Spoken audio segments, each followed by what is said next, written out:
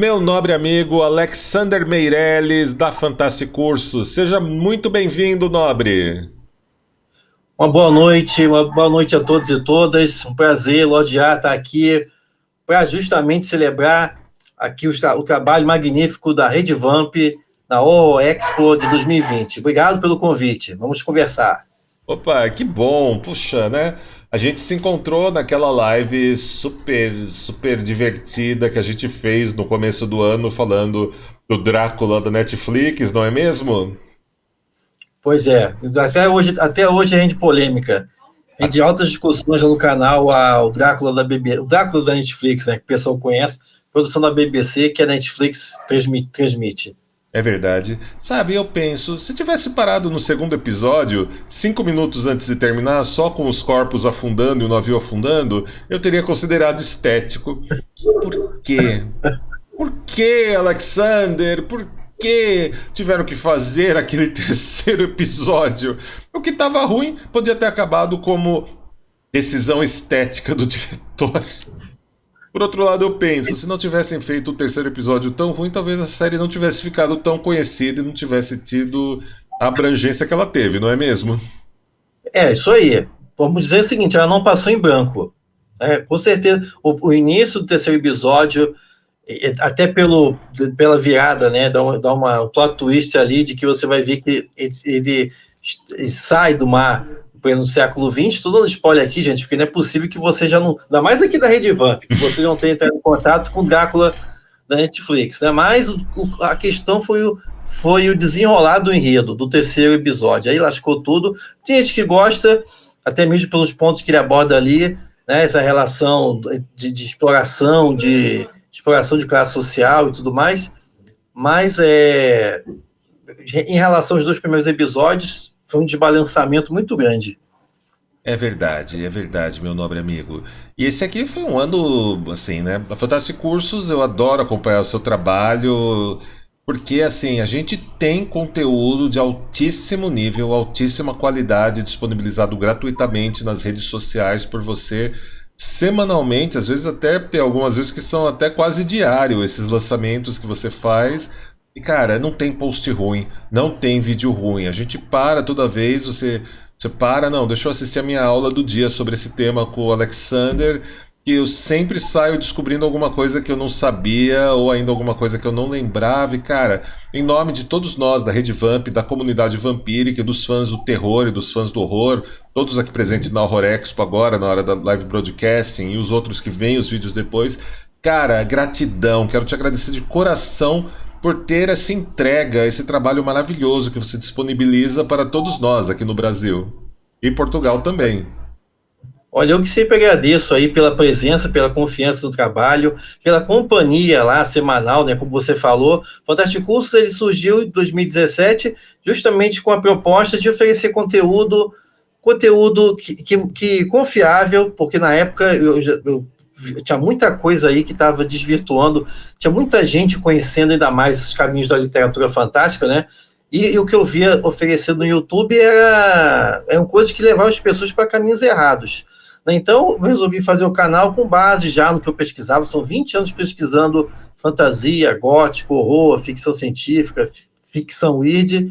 Então, eu resolvi fazer o canal para poder compartilhar conteúdo com quem escreve, né, com quem cria, no geral, RPG, quadrinhos, com quem pesquisa e também com quem quer usar isso em sala de aula. Então, é um espaço onde a gente discute conceitos, discute obras, discute convenções, discute temáticas, sempre trazendo convidados de alto nível, por isso que o Lorde já estava lá para conversar sobre o Drácula da Netflix. Então, é um espaço, hoje está com mais de 400 vídeos, sempre buscando um balanço entre as diferentes vertentes do fantástico, que é a missão, né? Como você faz aqui também, é fazer o que a gente gosta. Esse que é o sentido da vida. Sem sombra de dúvida, fazer aquilo que é transparente pra gente, né? Aquilo que é claro, aquilo que nos nutre, aquilo que nos dá força, aquilo que nos faz bem. Nobre amigo, ter você aqui é um grande presente pra gente, porque eu acompanho, eu sei como é corrida a sua agenda. Mas vamos lá, tem muitas coisas que eu quero te perguntar. A gente tem um tempo A gente tem um tempo menor do que na Vox Vampírica, na Rede Vamp Entrevista, né? Afinal, o Halloween Rede Vamp na Horror Expo. Mas, Alexander, me conta.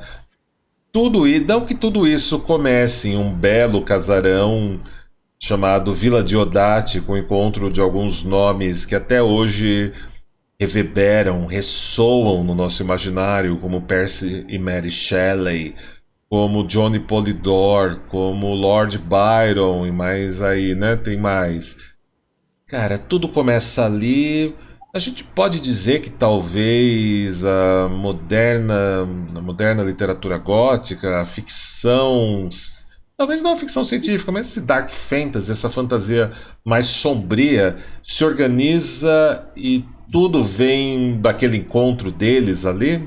Será que a Vila de Odate é uma espécie de encruzilhada, um epicentro de onde vai nascer um novo terror para o mundo, um novo terror que vai tocar as pessoas que estão vivendo a Revolução Industrial a fundo e até hoje vai reverberar em muitos outros personagens, mas que tem raízes ali? Muito bem tocado, Lorde, que é justamente a famosa noite gótica, né, em que, pensem, é interessante, é muito importante pensar nisso, quantas vezes você teve na história da literatura ocidental, quiçá a literatura mundial, uma noite em que surgem as duas criaturas mais representativas da literatura, que é o vampiro e a criatura de Frankenstein. Então, a noite que engendrou o nascimento do vampiro, né, no conto O Vampiro do Polidori, e também o romance Frankenstein, com certeza é uma das noites mais fascinantes da cultura mundial como um todo, né? Foi como você colocou, né? Foi um encontro de mentes criativas, de mentes subversoras, e tudo isso está presente ali, né? Tudo parte de um encontro entre grandes nomes da literatura inglesa, um encontro casual entre amigos, que queriam passar passar o verão aproveitando o lago, né, em frente à Vila de Odate. Só que a questão é que naquele mesmo período tinha acabado de acontecer uma erupção vulcânica do outro lado do mundo, que acabou lançando uma enorme nuvem de cinzas sobre o hemisfério norte, alterando todo o clima da Europa. Esse foi o ano de 1816, que ficou conhecido como o Ano Sem Verão, porque quando era para ser verão, o tempo estava muito irregular. E aí, aquele grupo ali, como você colocou, né, do Percy Bysshe Shelley, uma das ovelhas negras da literatura inglesa, um poeta maldito, Lord Byron, que teve que se exilar da Inglaterra por causa dos seus escândalos constantes, a jovem Mary Wollstonecraft, que depois vai se casar com Percy Shelley e se tornar Mary Shelley, o médico particular do John Byron, que é o William Polidori, o John Polidori, além também da meia-irmã da Mary Shelley, a Claire Clairmont. Então todos eles se reuniram, já que não podia velejar no lago por causa da chuva, vamos contar histórias. E aí o Byron tomou essa ideia de um livro, de um conto de fantasmas alemã, Fantasmagoriana, e decidiu dali que tinha, em uma das histórias do Fantasmagoriana, tinha essa ideia de cada um contar uma história, de criar uma história de horror. Acaba que todos desistiram, nenhum chegou até o final da história.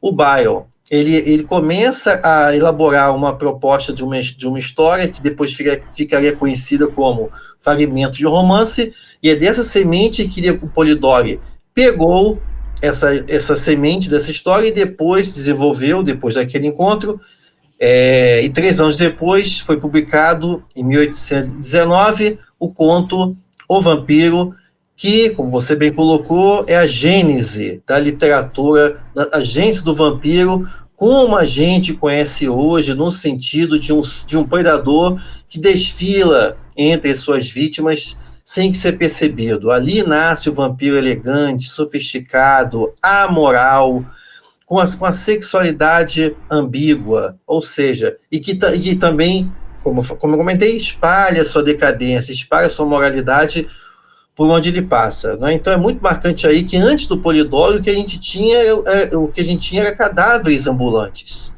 ou seja, eram camponeses que haviam morrido de doenças diversas e por conta da incompreensão dos processos que acontecem com os cadáveres, as pessoas acabaram atribuindo causas vampíricas, né? Mas eram camponeses, maltrapilhos, então é com o Polidori que vai nascer o vampiro. Vampiro esse que é muito baseado no próprio Lord Byron, e por isso mesmo o primeiro vampiro carrega muito dessa ambiguidade, dessa amoralidade do grande poeta inglês, né? Então é aí que nasce.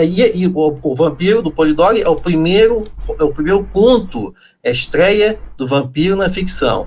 Lord Ruthven, como foi nomeado, é o bisavô, tataravô de vários vampiros, como a Carmila, como o Varney Vampiro, e o grande ápice da literatura vampírica, o Drácula de 1897. Ou seja, quase 80 anos depois, a gente ainda via a influência do conto do Polidori no final do século XIX. Puxa, é uma história de tirar o fôlego, meu nobre amigo. E eu fico sempre pensando, né? A gente, sim, sem dúvida, o vampiro de Polidor é o vampiro, esse vampiro byroniano, esse homem fatal byroniano, magnético, decadente, aristocrata, é uma figura que fascina, uma figura fantástica.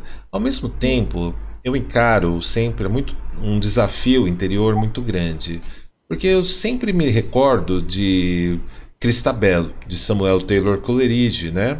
O poema, a poesia, né? Christabel, e da vampira Geraldine. E alguma coisa em mim sempre me remeteu a situar a primeira vampira mais potente, que mais ramificou influências. Eu sempre vejo essa Geraldine como um epitome um pouco anterior ao próprio personagem do Polydor. Você pode falar um pouco pra gente sobre Samuel Taylor Coleridge e também Christabel? Com certeza, dos grandes poetas da primeira geração romântica, junto com William Wordsworth, mas ao passo que o Wordsworth ele era muito relacionado, esse lado light do romantismo, da natureza, celebração de pastores, de nuvens, de campos. O Samuel Taylor Coleridge já é mais conectado com o lado darkness da natureza, ou seja, essa mesma natureza que nutre, que nos dá sombra para nos proteger do sol, é a mesma natureza que nos manda as tempestades, nos manda os dilúvios, pode acabando a escuridão, onde as presas se escondem, né? Então, os dois poetas publicaram em 1798 esse marco do início do romantismo na Inglaterra, que é o Lyrical Ballads, e aí você vai encontrar grandes poemas, como, por exemplo, o The Rime of the Ancient Mariner, que virou uma belíssima canção com Iron Maiden, né? A maior canção do Iron Maiden. Quando tem oportunidade, eu sempre passo em sala de aula, que é uma belíssima releitura da lenda do judeu errante, essa lenda que tanto fascinou os poetas românticos, né? O próprio Frankenstein é uma releitura da lenda do judeu errante, Moby Dick também é. Então, aí, como você citou, além do The Rime of the Ancient Mariner, né, a canção do velho marinheiro, você também tem o próprio Christabel. Christabel que tem o seu lugar de destaque na literatura vampírica, porque ali é introduzido o elemento homerótico feminino.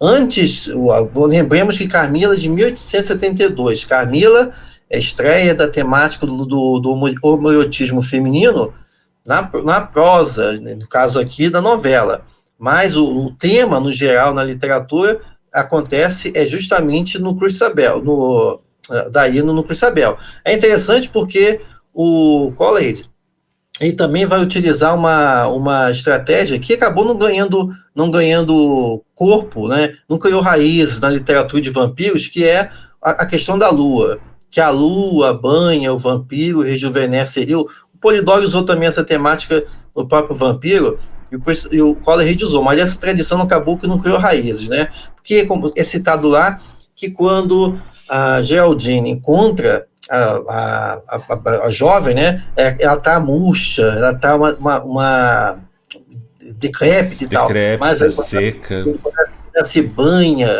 se banha na luz do luar, aí ela rejuvenesce. Então é muito legal, porque vamos lembrar, gente, a lua tem direta conexão com Hecate, com o feminino, e aí faz essa conexão também com a própria vampira, né? O próprio vampirismo nasce no feminino. Isso é uma coisa que eu sempre gosto de destacar o pessoal lá no Fantástico Cursos, eu falo lá no curso de Secando Vampiros, Então, no caso aqui, o Coleridge é responsável por essa introdução dessa personagem. Esse choque, imagina o escândalo, Lorde A, no começo do Uhum. século XIX, de você tratar de uma temática de homoerotismo feminino, né, no meio de num poema.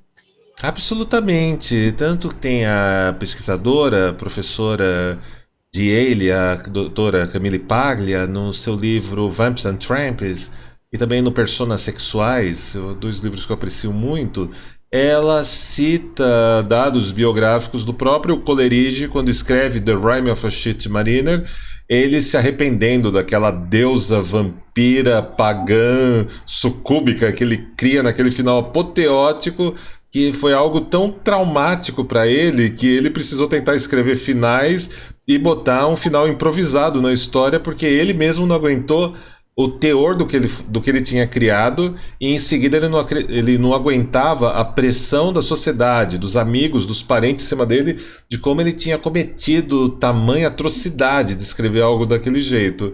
E ela joga pra gente, pros leitores, que talvez, e apenas talvez, a Geraldine, que virá na sequência, a Cristabel, que virá na sequência, já era o espírito atormentado de Coleridge tentando exorcizar, tentando esquecer, tentando bloquear aquela visão, aquele transe poético que ele criou naquela personagem, e essa personagem ressurgindo, sufocando ele e talvez causando, causando aquele desgaste tão grande que ele mesmo acabaria morrendo algum tempo depois. E ao mesmo tempo tem um encontro entre o Percy Shelley e o Coleridge, onde eu vejo no mesmo livro, né? Eles, como a gente pode dizer, o Coleridge mostrou para o Shelley, contou para ele um pouco dessa visão que ele teve desse olho, de um olho, um mamilo.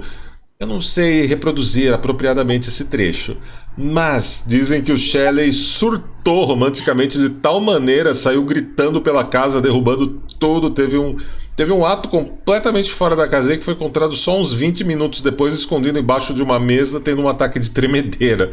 Tamanha foi a imagem do que o Coleridge narrou para ele, do que ele sentiu quando fez essa obra. O tem diferentes relatos, a própria Mary Shelley diz isso, o Percy Shelley, ele tinha esses rompantes, né, de ser tomado pela força poética, não é? Seria bem marcante. Não é à toa também que vamos lembrar, da mesma maneira que o Byron foi tomado como modelo para o vampiro Lord Ruthven, o Percy Shelley é o modelo do Victor Frankenstein, né? Então é bem significativo como é que esses dois grandes poetas acabaram sendo parâmetros, sendo a base para dois grandes personagens da literatura gótica. E você estava falando, Laudeado, dessa questão, né, de como é que o Coleridge foi, de certa forma, assombrado e tentou escapar, né, da sombra de Geraldine. Isso é muito marcante, porque vamos lembrar que uma das marcas do monstruoso, quando eu estou falando de monstro aqui, não estou falando no sentido de coisas horríveis, mas é mais justamente da etimologia da palavra monstro. O monstro não apenas ele mostra, mas ele também adverte, ele anuncia, ele prevê, não é? E uma das funções do monstruoso é que o monstro sempre escapa. O monstro sempre volta para nos assombrar em diferentes facetas e diferentes formas, né? Então é muito interessante brincar com essa possibilidade, essa ideia de como que o Coleridge ele acabou acessando, por meio da sua imaginação, territórios imaginários, e acabou criando ou despertando essa criatura que passou a fazer parte da biografia dele. Absolutamente, meu nobre amigo, absolutamente. Eu vou te contar uma história agora da minha infância. A gente tem um teatro aqui em São Paulo chamado João Caetano. E ele tem um mural há bastante tempo nele, pintado, que eu admiro demais. E tinha uma figura nesse mural, na verdade duas figuras, que desde a minha infância magnetizavam minha visão toda vez que eu ia lá com os meus pais. Era a figura de um distinto cavalheiro com trajes nobres e um outro cavalheiro ao seu lado com a mão esquerda, se eu não me engano, no seu ombro, dizendo algo ao seu ouvido. Levou muito tempo, levou só a adolescência, naquele tempo que a gente não tinha internet. No máximo a gente tinha enciclopédias e o Sebo do Messias aqui em São Paulo para mim descobrir quem eram aqueles dois personagens que eu ficava fascinado toda vez que eu ia no teatro. Era Doutor Fausto e Mefistófeles. E esses personagens sempre ficaram muito ficaram sempre assim, foram personagens que foram uma espécie de companhia nos meus processos criativos, nas minhas divagações, nos meus amusings em tudo que eu fazia, sempre foram duas figuras que me fascinavam. Fausto é mais conhecido na versão de Goethe, mas ele teve versões anteriores também. Você também aprecia essa narrativa? Você sente uma influência dela diretamente nesse romantismo mais sombrio, nessa fantasia sombria que a gente fala aqui, nesse período dos românticos, nesse período de Diodati? Com certeza, né? Talvez seja uma dos elementos centrais, né? A questão do pacto, ao lado também do Paraíso Perdido do Milton, que também lida com essa questão do processo criativo, da transgressão demoníaca, né? Mas a questão, como você bem colocou, né, exerceu impacto direto sobre o espírito romântico. A gente está falando, afinal de contas, de transgressão. E o romantismo, é interessante marcar isso, porque a gente aprende na escola, né, diferentes correntes literárias, realismo, arcadismo, barroco, naturalismo, mas o romantismo, você naturalmente tem uma predileção. Essa predileção é interessante porque é a que menos durou. Mas por que a gente tem tanta predileção? Porque ela é impregnada do espírito jovem, e mais do que jovem também, do espírito rebelde, do espírito subversor. É isso que nutriu todo esse processo. E aí, essa lenda do Goethe, a lenda do Fausto, vai se conectar diretamente com isso, né? Como você bem citou, isso é uma lenda antiga, isso tem ligações diretas na história da Alemanha do final do século, do final da Idade Média. Fausto é um personagem real, foi um grande alquimista, um grande estudioso, contemporâneo também de Lutero, mas a questão é que ele queria mais, ele queria o conhecimento. É aí que a gente entra no campo da lenda de que uma noite, já de olho nesse jovem tão sedento por conhecimento, ele acaba despertando a atenção do demônio, do Mefistófeles, que primeiro se apresenta como um cão e depois assume sua forma e faz a famosa oferta que vai resultar no pacto de 24 anos de conhecimento, após o qual ele viria para reclamar a alma do Fausto. E nesse período, Fausto acaba tendo controle total do conhecimento, ele fascina diferentes cortes europeias, dizem até que era capaz de ressuscitar os mortos, invocou a Helena de Troia, para uma figura fascinante que levou duas nações à guerra, e que foi assumindo diferentes facetas. Tem a faceta do período elizabetano, do grande poeta, o Marlowe. Marlowe escreveu a versão do Fausto. A versão mais conhecida é a lenda do poeta alemão Goethe, né? Mas é um personagem extremamente conectado com a nossa modernidade, nesse processo de você sempre vai ter de pagar um preço pelo que você quer, né? Isso é diretamente conectado com a ideia do Frankenstein, né? Eu comentei que a lenda do Judeu Errante foi muito forte entre os românticos, mas também a lenda de Fausto é muito marcante desse aspecto também, né? De você ter que pagar o preço. Você quer inscrever o seu nome, você quer que seu nome sobreviva à sua própria mortalidade.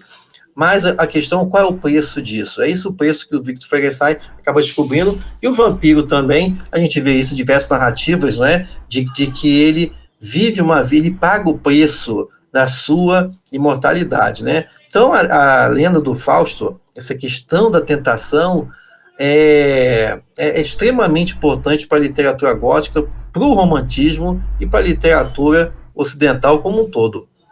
Absolutamente, meu nobre amigo. Nossa conversa, a gente falando de tudo isso, eu me lembrei de uma fala de um outro nobre entrevistado que tivemos no Rede Vamp Entrevista, que é o Gilberto Lascaris, de Portugal, onde ele, em um momento da entrevista, ele diz com todas as letras que os germânicos vestiram como o diabo Mas o diabo deles era um deus trovador, era um deus dos poetas, era um deus que provocava esse furor poético, esse transe criativo, e ele deixa escapar que esse deus era Odin. Mas para os padres era melhor que fosse o diabo. Desde que eu ouvi essa frase, quando eu revisito Fausto, quando eu revisito a Vila Diodati, nos meus pensamentos, nas minhas leituras, eu comecei a me sentir levemente assombrado por essa ideia. Você já tinha olhado por esse ângulo? Não, é muito interessante ver o momento disso, né? Esse processo de criação do diabólico, né, que vai assumir diferentes facetas, é muito interessante como que ele é construído a partir de uma noção de sacrifício, de uma noção de elementos mais arcanos, elementos mais selvagens, né? Vamos lembrar que Odin, ou Wotan também, como os nórdicos chamavam também, né? Era um deus marcado, Deus que ficou popularizado no cinema como o pai de Thor, o pai de Loki também, né? Principalmente pelos filmes da Marvel. Mas, ao menos o adotivo, né? Exatamente. Mas é interessante até mesmo ver isso. No começo do Deus Americanos, do Neil Gaiman, ele explora essa faceta do Odin enquanto Deus de sacrifício. Ele exige sacrifício, ele exige sangue, ele exige devoção total, né? E aí é muito interessante disso, né, Lorde A? Porque a gente está falando aqui do diabo, mas também, né, essa relação do sangue que os deuses, que no caso que Odin exige, também, de certa forma, está ligado a essa questão do sangue, do que o cristianismo tanto marca, né? É que de sacrifícios que tem que ser feitos para você alcançar uma esfera superior, né? Para você ter acesso a segredos maiores, tá? Então, sim, né? Esse processo de criação de Odin foi um dos passos nesse processo de elaboração do diabólico, né? O próprio Thor também, né? Acabou sendo usado para a criação desse ser tão fascinante quanto o diabólico. É verdade, meu nobre. A gente toca nesse aspecto feral, né? E eu invariavelmente penso, aqui me vem à minha cabeça, Alexander Meirelles, existe uma ilha das almas selvagens? Bom, Ilhas aos Selvagens, para ser bem específico, a gente lembra que é o título do romance no Brasil, que as pessoas conhecem mais como a Ilha do Tomorrow, não é? Absolutamente.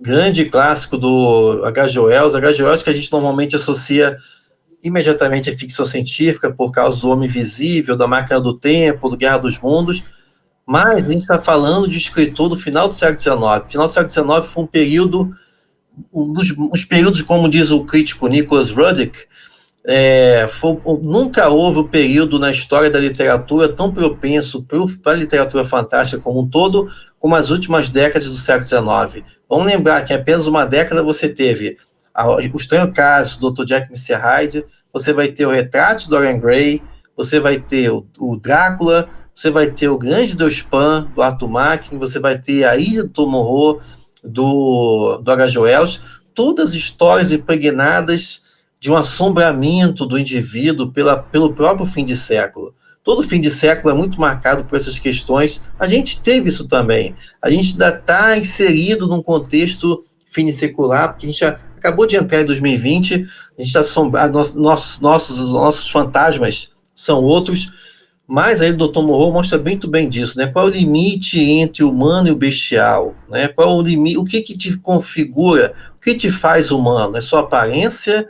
Suas atitudes? É sua fala? Ou não? É sua relação com o outro? Então, esses são alguns pontos que, no caso, a Ilha das Almas Selvagens ou a Ilha do Tomorrow acaba abordando, né, dentro da obra. Né? A obra fascinante, recomendo, não é à toa que a gente está aqui na Horror Expo, que o escritor Gary Wolfe considera a Ilha do Tomorrow um dos 100 melhores romances da história do horror. Absolutamente. Você trouxe aqui o nome de Arthur Machen, também foi ocultista, também teve uma proeminência nessa área lá na Inglaterra. E, claro, certamente não deixaria você sair daqui sem falar um pouco de O Grande Deus Pan, meu nobre amigo. Grande Deus Pan, é engraçado isso, que quando a gente fala até mesmo de horror cósmico, né? hoje em dia, o nome imediatamente que vem à nossa cabeça é o H.P. Lovecraft. H.P. Lovecraft, que literalmente virou uma figura pop. Ou qualquer momento você vê um tentáculo, imediatamente você remete à figura do Lovecraft. Tá aí o território Lovecraft, Lovecraft Country, na HBO, que mostra muito bem esse lugar hoje do Lovecraft na esfera. Mas, isso até eu falo lá no canal Fantástico Cursos, no vídeo lá sobre o que é weird fiction, também por que o tentáculo é um símbolo do weird. O horror cósmico é muito anterior. O próprio Deus Pan, que você citou, de 1894, é uma obra de horror cósmico. O que é exatamente horror cósmico? O horror cósmico são narrativas em que o indivíduo toma conhecimento de uma esfera, de uma outra realidade, uma outra dimensão que na qual que é habitada por criaturas de caráter divino, né? E o Lovecraft, o que ele alterou, o Lovecraft inseriu elemento científico, o Lovecraft inseriu seres espaciais, seres interdimensionais, como Cthulhu, como outros seres, e o Attumaque não. Attumaque, nas suas narrativas, o Attumaque cresceu assombrado pelas ruínas da cidade natal dele no país de Gales. Ele usou os elementos mitológicos, né? Porque onde o Attumaque vivia ainda tinha muitas reminiscências de ruínas romanas. Então, essas ruínas romanas tinham diferentes estátuas de sátiros, não é? Então, são esses seres do passado. Será que realmente eles caminharam pela Terra? Então, foram essas indagações que fizeram com que o escritor, o Attumaque, desenvolvesse narrativas que hoje são, por isso que ele é considerado um dos precursores, né, e também dos grandes disseminadores da chamada weird fiction, né, no final do século XIX. E o Attumaque, o Grande Deus Pan, mostra bem isso, né, como é que ali uma personagem, aí eu vou falar aqui um pouquinho da história, porque, a história de 1894, mas é um ser feminino que tem tanto uma natureza aqui quanto lá. É uma mortal que é filha de Pan, e por conta disso mesmo, ela espalha uma decadência por onde ela passa, ela leva os indivíduos à loucura. Ela é um ser de fronteira, toda mulher é um ser de fronteira, né? A mulher é o primeiro monstro, mas ali, essas ansiedades, o Attumaque centraliza nessa personagem, a Ellen, é um nome bem simbólico, né? E ali acaba que esse ser de fronteira, leva os homens à perdição, refletindo bem o medo que os vitorianos tinham em relação ao feminino. Isso atravessa todas as obras góticas do final do século XIX. Fica a dica aí, não é tão conhecido, né? Não é tão conhecido como o Retrato de Dorian Gray, como o Médico e o Monstro, quanto o Drácula, mas fica sempre a dica, leia o Grande Deus Pan, assim como também outros contos do grande Attumaque. Tem uma coletânea, no Brasil você encontra isso em uma obra da editora Clock Tower. Sim. Clock Tower, que é tão especializada em escritores weird, Lovecraft, Clark Ashton Smith, Robert E. Howard. Então fica também o Robert Chambers com o Rei de Amarelo, né? Então fica a dica aí para conhecer os contos do Attumaque. Alexander, você me colocou numa situação delicada. Eu acho que eu vou ter que dormir na casinha dos lobos hoje. Como assim? A mulher é o primeiro monstro? Seria a figura do diabo uma mulher livre para os vitorianos? Sim, não, exatamente. Isso foi o final do século XIX foi um período extremamente conturbado, porque houve ali que a gente vai observar um deslocamento do discurso. Se antes era a religião que tomava conta do corpo da mulher, do século XIX é a ciência que vai assumir esse papel. Então, todo o discurso em relação ao feminino surge aí. Vamos lembrar que é aí que surge a palavra histeria. E a etimologia da palavra histeria é útero, ou seja, já nasce ligada ao feminino. Quer dizer o quê? Toda mulher é histérica. Quando ela não tem a sua sexualidade controlada pelo patriarcado, ou duas uma, ou ela vira para usar o vocabulário da época, ou ela vira lésbica, em alusão aos habitantes da ilha de Lesbos, ou então ela vira uma ninfomaníaca. Então a mulher sempre foi vista com uma sexualidade transbordante, uma Salomé, que sempre precisava ser observada. Né? Isso vai se alinhar muito com o próprio contexto da época. É um momento que surge a figura da nova mulher, a The New Woman, né? Que vai gerar as sufragistas e tal. A Mina Harker, no romance Drácula, ela é um representante dessa nova mulher. Né? Quando eu falo que a mulher é o primeiro monstro, porque, vamos lembrar, a gente volta lá na antiguidade, as pessoas localizam muito o preconceito em relação à mulher no cristianismo, no judaísmo e tal. Pô, mas antes disso, na antiguidade, todo o racionalismo dos gregos, foi Aristóteles que vai marcar isso, né? Isso eu falo lá dentro do curso que o monstro mostra. Qual é o padrão que Aristóteles fala? O padrão é o homem. Então, qual o desvio? A mulher. Desvio é a mulher. E todo desvio, o monstro é um desvio. Então, a mulher já nasce sob o signo do desvio, já nasce sob o signo do monstruoso, né? As mulheres aí que estão nos assistindo sabem muito bem disso. É perigoso ser mulher. É perigoso ser mulher. Por que eu falo que é perigoso? Porque os homens, até hoje, não entendem a mulher. E o que você não entende, você teme. Muito da violência contra o ser feminino, ainda hoje, é um recurso da ignorância masculina nesse processo de tentar entender o feminino. Na verdade, nem tenta entender o feminino. E aí, como ele não entende, ele se assusta por esse ser e acaba recorrendo à violência e mata. Por isso que o Brasil é um dos países que mais mata mulher no mundo, não é? Uhum. Então, é perigoso ser mulher. A mulher é um ser também que essa incompreensão, nem Freud entendeu a mulher, né? Freud perguntava o que querem as mulheres. Nem Freud entendeu. Então, é nesse contexto que a gente vai ter a mulher, ela sempre despertou temores. Despertou temores dos pensadores católicos, despertou temores em mitos. É à toa que se você fizer um levantamento dos grandes vampiros, dos vampiros em todo o mundo, em todos os continentes, você vai observar uma prevalência majoritária de vampiras. Né? Isso por quê? Porque mulher é um ser que já nasce marcado pelo signo da vida e da morte. Ela é aquela que nutre, que gera vida, mas ela sangra. Que raio de ser é esse? Que sangra, que expele sangue, que está conectado também com a morte. Né? Então, por essa questão que a mulher sempre foi enxergada como um ser, tanto lá quanto aqui, né? Que habita, que enquanto o homem é apolíneo, o homem é solar, a mulher habita o outro lado, é a lua, a escuridão, as trevas, né?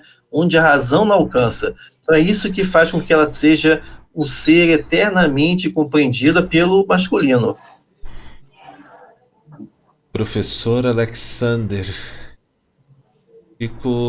fica até difícil prosseguir depois dessa sua fala extremamente inspirada e essa lição que você deu, que você nos trouxe aqui hoje, meu nobre amigo.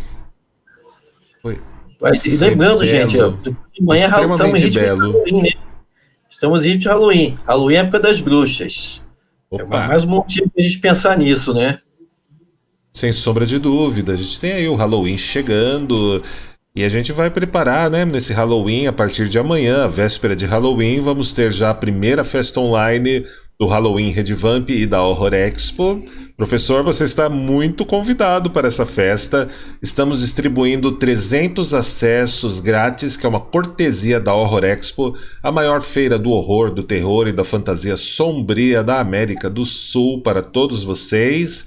Vocês que estão nos assistindo agora na live, vocês que vão assistir os vídeos depois, vocês que estão aqui no chat, não deixem de acessar em redevampirica.com, clica no banner da programação, dá uma corrida na tela que vocês vão achar vocês vão achar o banner que leva vocês aonde vocês pegam o seu acesso gratuito e olha, vai ser especial. Sexta-feira com DJs internacionais, sábado de Halloween, vamos ter aí também atrações internacionais, DJs, e domingo, dia 1º de novembro, ainda teremos o After Party a partir das 4 horas da tarde, que vai ser inspirado na temática do Dia de los Muertos, lá do México. Vai ser incrível, vai ser muito bom.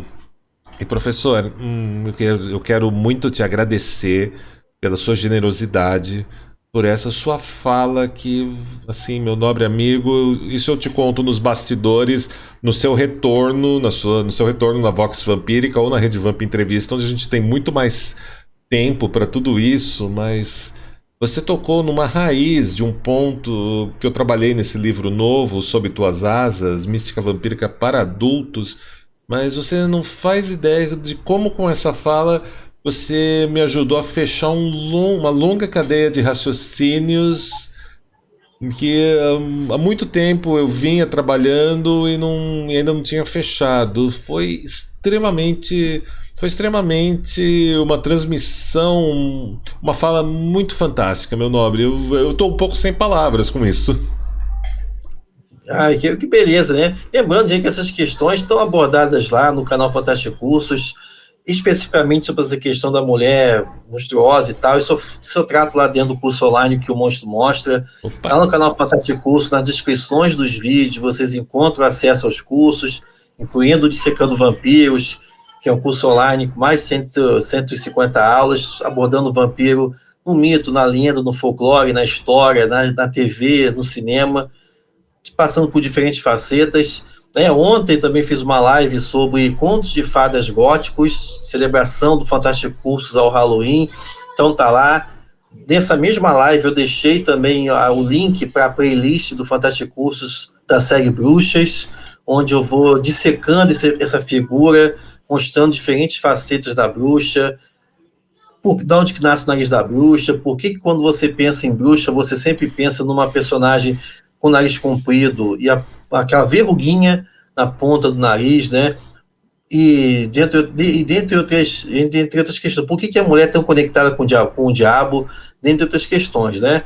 E aí, agradeço mais uma vez aqui, Lorde A, pela oportunidade de vir falar aqui com a sua audiência dentro desse grande evento, a Horror Expo. Poxa, professor, muita gratidão a você. Foi uma entrevista e tanto. É uma pena que a gente não pode prossegui-la, porque o tempo aqui no Halloween Red Vamp é um pouco mais curto nas entrevistas, mas com toda certeza a gente vai fazer o Red Vamp entrevista com você, e eu quero muito tocar nessa questão da mulher e o monstro, que vai ser fascinante, tá bom? Beleza, vamos aí. Gratidão uma vez mais. Esse é o professor Alexander Meirelles do Fantástico Cursos.